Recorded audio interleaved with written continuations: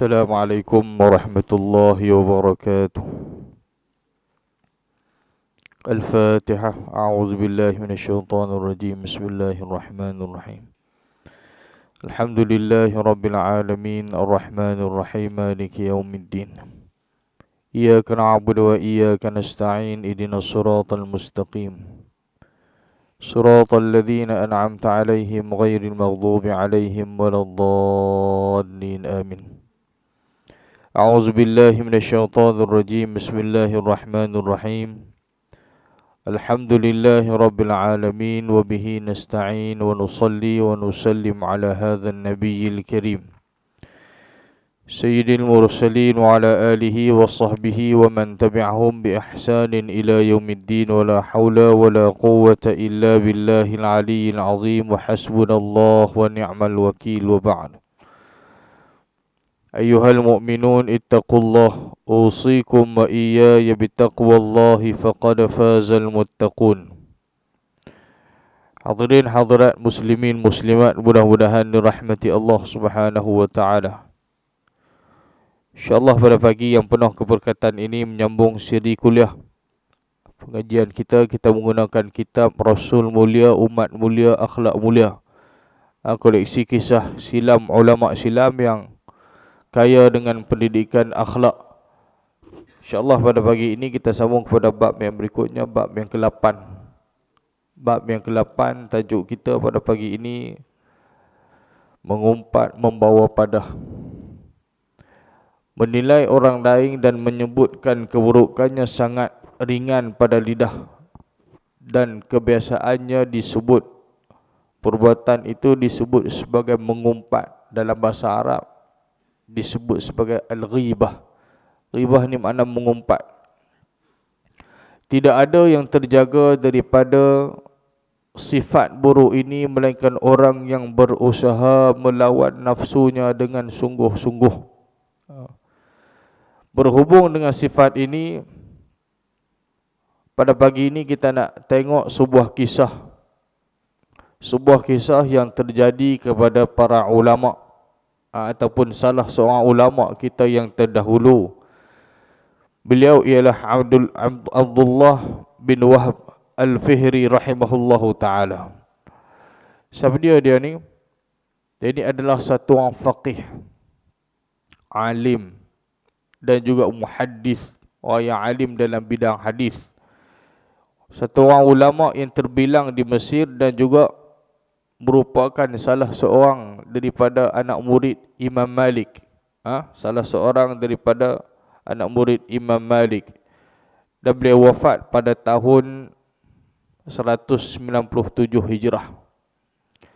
Sebagai manusia biasa, Ibnu Wahab Al-Fihri ini, dia juga pernah memiliki kebiasaan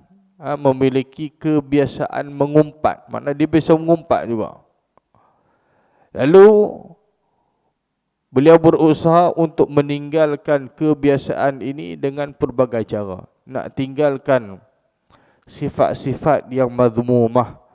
Dia memerlukan kepada mujahadah, memerlukan kepada kita melawan hawa nafsu dengan pelbagai cara. Ini salah satu daripada sifat-sifat yang tidak baik, sifat-sifat yang mazmumah. Banyak lagi sifat-sifat yang lain. Selain daripada ghibah, mengumpat ini, menghina orang, fitnah, cakap bohong dan sebagainya. Ini termasuk di dalam sifat-sifat mazmumah. Dan beliau menceritakan, dia nak berusaha untuk meninggalkan sifat ghibah, mengumpat ini. Dia kata, aku bernazar, setiap kali aku mengumpat seseorang, maka aku akan berpuasa 1 hari. Kalau dia mengumpat satu orang, dia bernazar untuk berpuasa 1 hari.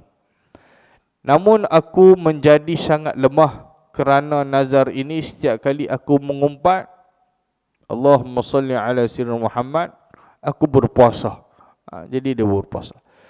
Dan apabila cara ini dirasakan tidak efektif, lalu Ibnu Wahab mencuba dengan cara yang lain. Tengok puasa pun tak jadi juga. Maka dia pun berkata, lalu aku bernazar, setiap kali aku mengumpat seseorang, aku akan bersedekah dengan 1 dirham. Oleh sebab besarnya cintaku terhadap wang dirham, akhirnya aku berjaya untuk meninggalkan kebiasaan mengumpat.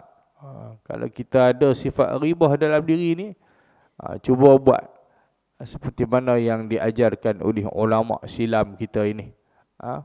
Buat pertama sekali dengan cara berpuasa. Kalau aku mengumpat seseorang, aku kena berpuasa 1 hari. Tengoklah berapa orang yang dia mengumpat. Kalau 10 orang, 10 harilah dia berpuasa, itu dia bernazar. Ataupun dengan cara kita bersedekah. Baik.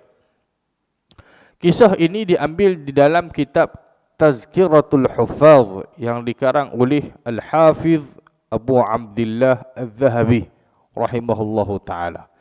Setelah menyebutkan kisah ini, Al-Imam Al-Zahabi rahimahullahu ta'ala berkata, beginilah demi Allah sikap para ulama terdahulu. Sikap ini terbit daripada ilmu yang bermanfaat. Itu. Dia ada ilmu, ada orang yang ada ilmu tapi tidak boleh dimanfaatkan.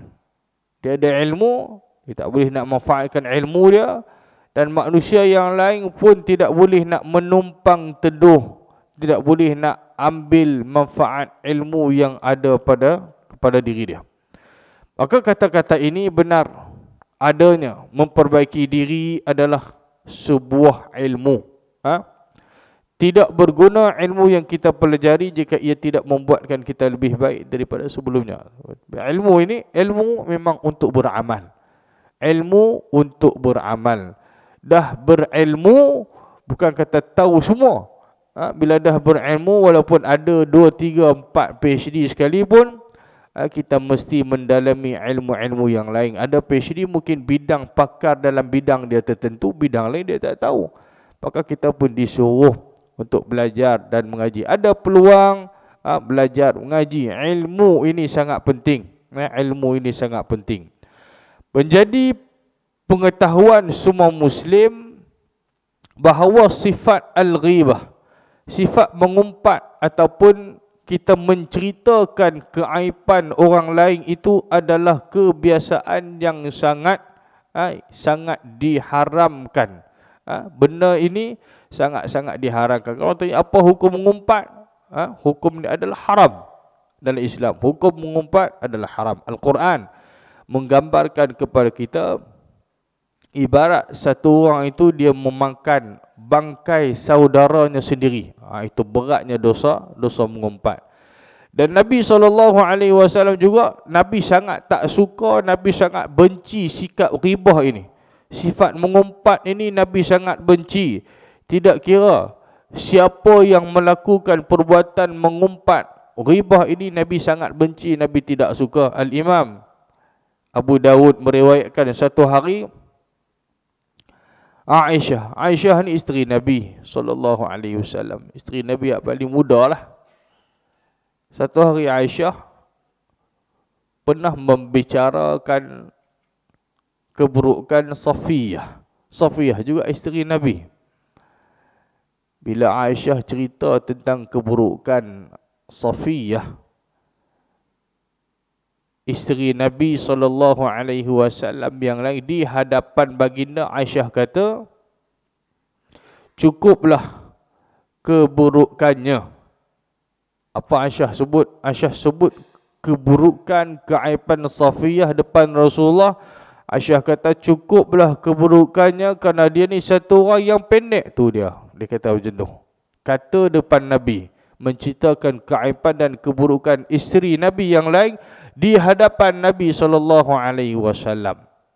Bila Nabi mendengar ucapan Aisyah radhiyallahu taala anhu, dia telah memburukkan Safiyah radhiyallahu taala anha, Nabi SAW menjadi sangat marah.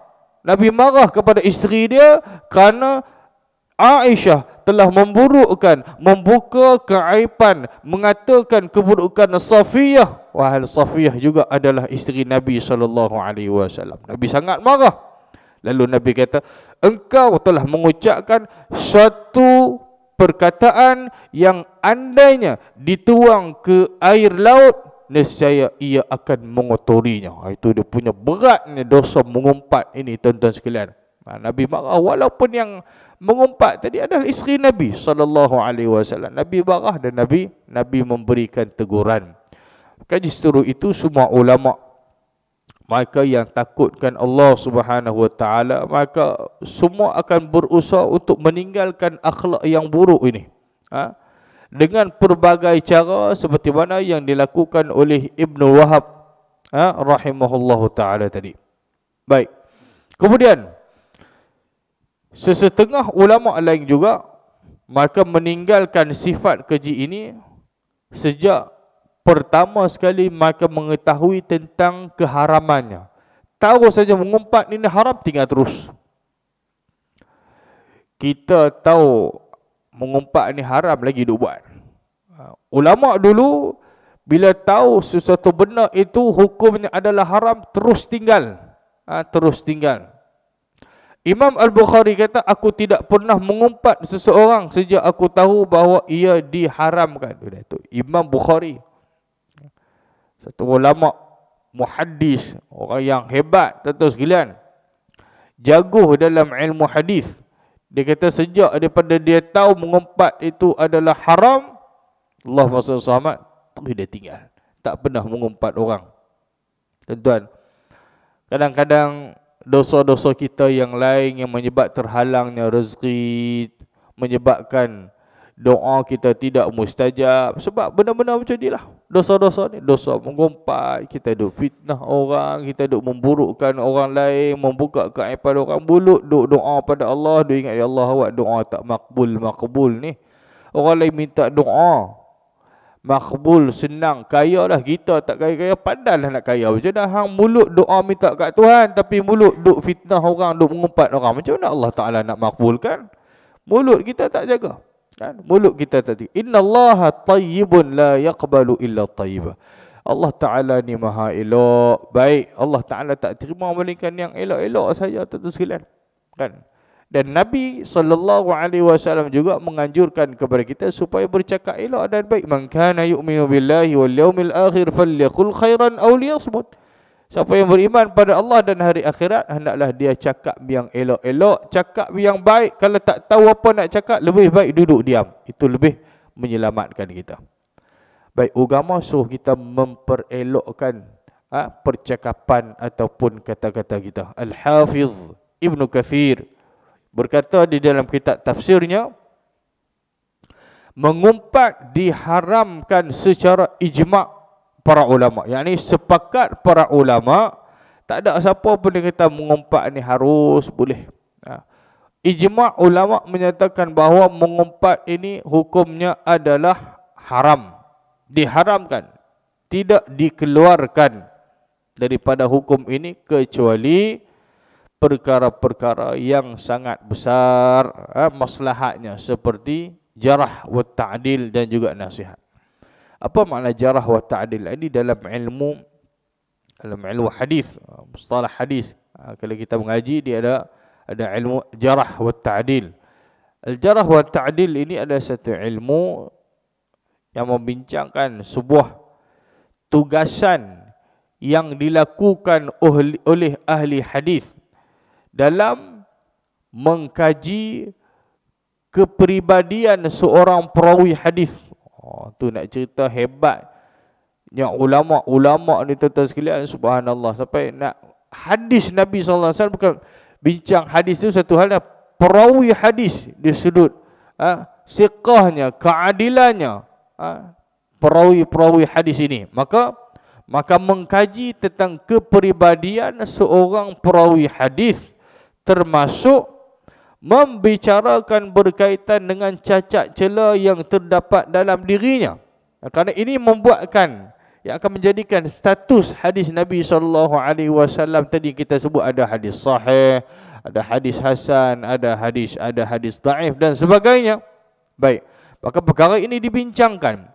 Perbuatan ini sebenarnya dikategorikan sebagai mengumpat, namun kata para ulama dalam bab al-jarah wa ta'dil ini, namun ia dibolehkan kerana mengandungi maslahat. Kenapa mengandungi maslahat? Kita sebut ilmu tadi, dia mengkaji kepribadian satu orang perawi. Juga dibicarakan berkaitan dengan cacat celah kekurangan yang ada pada perawi itu. Kerana di sana dibolehkan ada maslahat yang lebih besar. Apa maslahat yang lebih besar? Ialah memilih hadis yang sahih daripada yang palsu untuk dijadikan sandaran hukum Islam. Itu dibolehkan.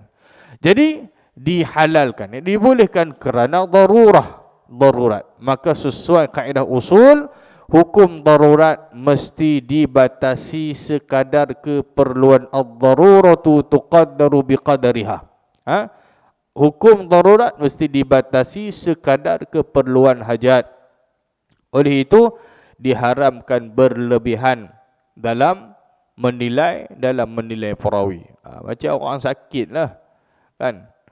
Pergi dekat doktor, ada tempat-tempat yang terpaksa doktor tengok ataupun kena buka aurat, sebagai contoh. Jadi buka tengok tu sekadar keperluan benda tempat nak tengok, nak berubat, nak operate. Tak boleh pergi buka semua.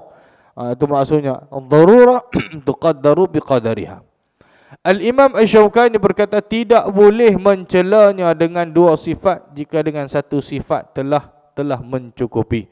Jika kita mesti menilai orang lain, gunakanlah kata-kata yang lembut dan kata-kata yang sopan. Contohilah Imam Asy-Syafi'i. Imam Asy-Syafi'i kata, dia pernah berkata kepada muridnya yang bernama Al-Muzani. Al-Muzani, dia kata, wahai Abu Ibrahim, elokkanlah kata-katamu, janganlah engkau berkata si fulan pendusta, akan tetapi katakanlah ucapannya tidak bernilai. Itu lebih baik daripada kita cakap benar-benar perkara yang tidak baik. Tuan-tuan sekalian, kerana percakapan ini, ataupun kita sebut dalam pepatah Melayu sebut, terlajak perahu boleh diundur lagi, terlajak kata buruk padahnya. Jadi kena cakap benda yang elok-elok. Jika tidak ingin dicela, jangan dicela. Itu kaedah dia. Jika tidak ingin dicela, jangan mencela. Kalau kita tak suka orang kata dekat kita, kita pun jangan kata dekat orang, kan? Ni kita pun semangat duk pang kata dekat orang. Bila orang kata dekat kita marah, hang pun 2 kali 5 duk kata dekat orang. Tak boleh lah. Maksud kalau kita tak suka orang kata dekat kita, orang cela kita, kita jangan mencela orang lain. Itu kaedah dia. Dan kita tidak hidup seorang diri atas muka bumi ni. Tuan-tuan, dalam hidup kita atas dunia ni, kita bukan hidup seorang-seorang. Kita hidup berkeluarga, berjiran, ada kawan-kawan, ada sahabat-sahabat, kawan-kawan di tempat kerja dan sebagainya. Kita hidup ni bukan keseorangan. Kita juga tidak bersih daripada cacat dan celah. Semua kita ada kekurangan. Maka apabila kita mula menyebutkan kecacatan orang lain, maka orang lain pun akan terdorong untuk menyebutkan kecacatan kita. Jangan kita sebut keaiban, kekurangan, kecacatan yang ada pada orang lain, yang menyebabkan orang lain akan cari kesalahan dan keaiban, kecacatan yang ada pada diri kita. Kan? Musim nak pilihan raya ni, berkempen dengan cara yang hikmah, yang bijak. Jangan duk buka keburukan orang. Jangan duk buka cerita keburukan orang, keaiban orang. Ini tak disuruh oleh agama. Berkempen dengan bijak. Berkempen dengan bijak. Jangan kita membuka keaiban, kesalahan orang itu, ini dan sebagainya. Baik. Allahumma salli ala Sayyidina Muhammad. Al-Imam Al-Hasan Al-Basri rahimahullahu ta'ala, dia kata, aku pernah menemui seseorang yang tidak memiliki kecacatan. Setelah dia mencela orang lain, maka orang lain mula menemukan kecatatannya. Nampak tak? Orang akan cari juga. Sebab apa? Sebab kita dah mula cari kecacatan, keaiban orang akan cari juga. Dia pun bukan sempurna. Walaupun orang kata dia ni hebat, sempurna, orang akan cari juga kecacatan dan kesalahan kita.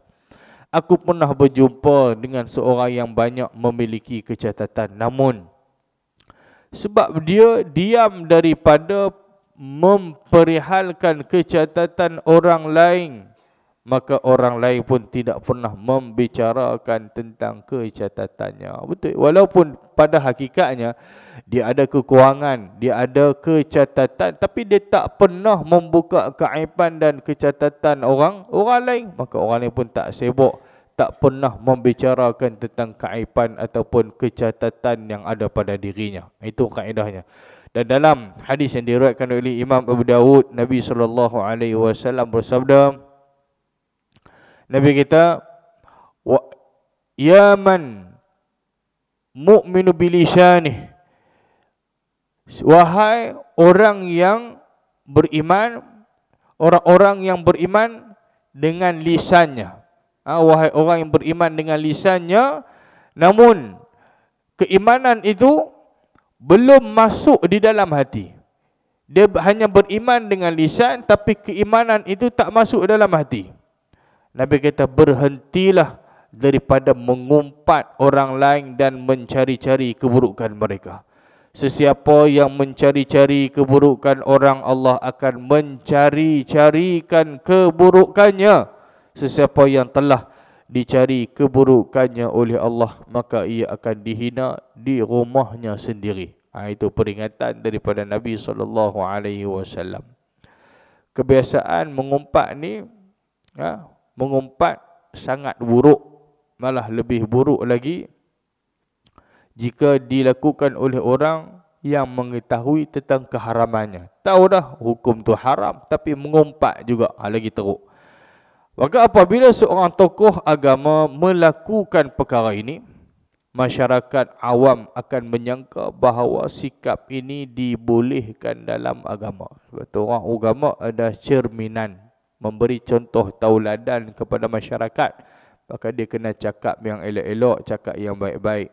Oleh itu hukuman Allah sangat besar ditimpakan kepada orang-orang seperti ini. Al-Imam Asy-Syaukani dalam kitab Al-Ilal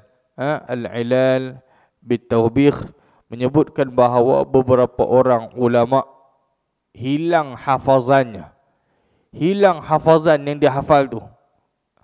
Tidak bermanfaat ilmunya, bahkan matinya dalam keadaan kehinaan disebabkan perbuatan mengumpat mencela orang lain. Itu berat dosa mengumpat ni, tuan-tuan. Salah seorang daripada kalangan ulama tersebut ialah Al-Hafiz Ibn Sindh Al-Lakhami yang wafat pada tahun 792 Hijrah. Dia ni siapa? Dia ni satu orang pakar ulama hadis dari Mesir. Dan beliau pernah menimba ilmu daripada beberapa orang ulama besar seperti Al-Hafiz Al-Zahabi, Tajuddin Al-Subki dan Ibn Kathir. Oleh sebab dia ni, Ibn Sin Al-Lakhami ni, dia ni seringkali mencela orang lain. Maka akhir hayat Ibn Sin ini lupa akan kebanyakan ilmu yang pernah dihafaznya, termasuklah ayat-ayat Al-Quran. Itu kesan kepada ulama ataupun orang yang mengetahui mencela, mengumpat ini hukumnya adalah haram. Dia buat juga sehingga memberi kesan kepada hafazan dia. Dia ingat, dia hilang ingatan hafazan tersebut, tak ingat apa yang dia hafal, termasuklah ayat-ayat Al-Quranul Karim. Baik. Kemudian ulama yang lain juga adalah seorang pakar fiqh dan qadhi daripada Yaman. Nama dia Muhammad bin Abdullah bin Abi Bakar Ar-Rimi. Beliau terkenal kerana seringkali mencela dan memperlekehkan pendapat Imam Nawawi. Ini sama-sama ulama kan. Jadi dia ni sentiasa memperlekehkan pendapat Imam An-Nawawi. Imam As-Sakhawi menceritakan, ulama ini ketika mana dia meninggal dunia dalam keadaan lidah dia terpesong dan berwarna hitam. Sebab apa? Sebab suka mengumpat. Tuan-tuan, kadang atas dunia ni Allah Ta'ala dah tunjuk dah dekat kita. Waktu detik kematian, nak meninggal dan sebagainya, Allah Ta'ala tunjuk ni. Hukuman tersebut nak cerita beratnya dosa mengumpat, beratnya dosa al-ghibah. Baik. Mengumpat daripada ulama terdahulu. Kisah pakar fiqh dari Yaman ini menunjukkan bahawa al-ghibah, mengumpat, tidak dibatasi dimensi ruang dan waktu.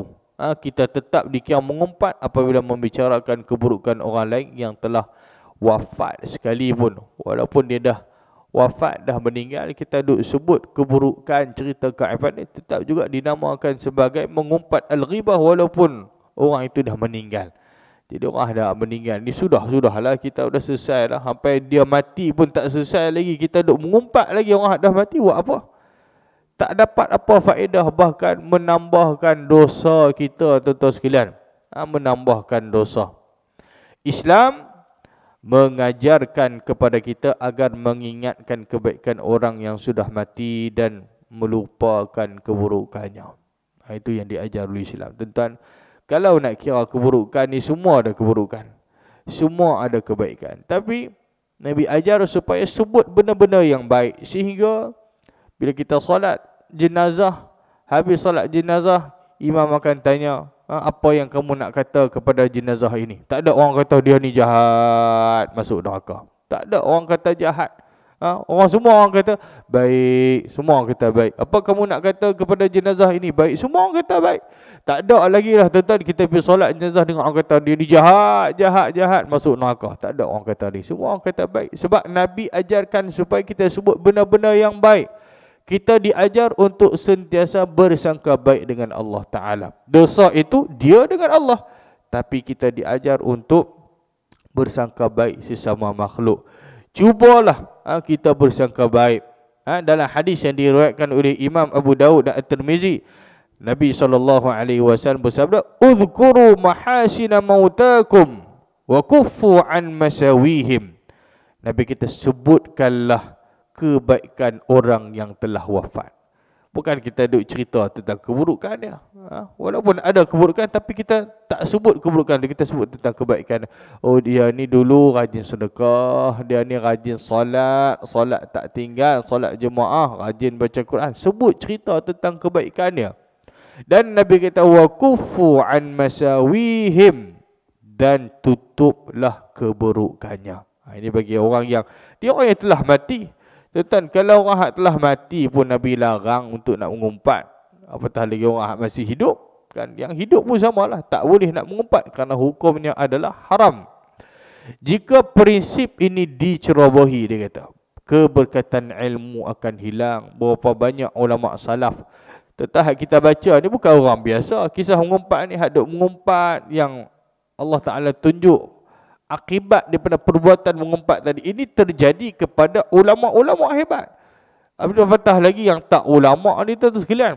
Kalau yang ulama sendiri pun Allah Ta'ala tunjuk, berapa banyak ulama salaf daripada kalangan ahli hadis ataupun di kalangan ulama-ulama sufi yang rosak namanya kerana memiliki sifat ghibah, sifat mengumpat ini.